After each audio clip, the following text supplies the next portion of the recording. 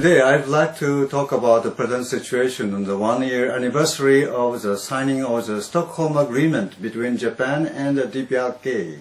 Even though a year-plus progress on the relevant issue between the two countries is deadlocked and human rights abuses are persistent. Crimes against humanity in political prison camps, crimes against humanity in ordinary prison system, crimes against humanity targeting religious believers, crimes against humanity targeting people who flee the country, crimes against humanity resulting from starvation, crimes against humanity targeting persons from other countries, in particular through international abductions.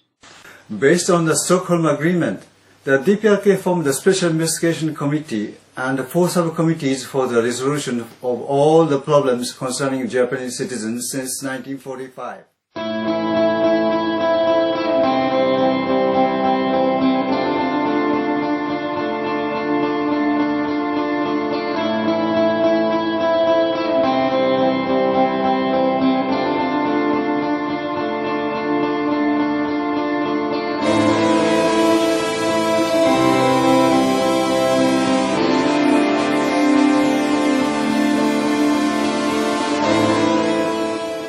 Information on the abductees was presented at the Pyongyang meeting in September 2014, and there has been no progress whatsoever on the investigation since that time. The Japanese government insists on the resolution on the Japanese abductee issue being a priority. Meanwhile, the DPRK persists with its 4 subcommittees running in parallel. This is a major gap between the two sides, and the lack of progress in the talks that threaten the human rights of the victims of crimes against humanity in the DPRK. It also violates the contents of the CY report. Too much time has passed already. It's time for both governments to make a progress happen.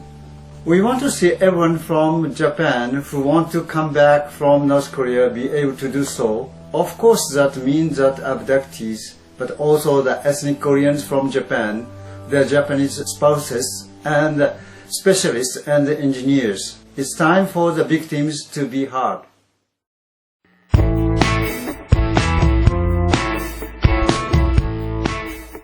シー・ジンピン国家主席に申し上げます。シー・ジンピン国家主席とキム・ジョンウン第一書記との関係はあまり良くないと一般的に言われています。日本にいる人たちもやはりそう思っています。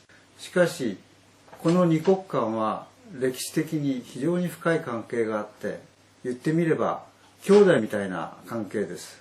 その点から言えば兄さんである中国が弟であるキム・ジョンウンに対して説得力あるように話をしなければいけないと思います。しかし今弟のキム・ジョンウンは兄さんの言うことを聞きたくないと言ってあるごとに反対の意見を言います。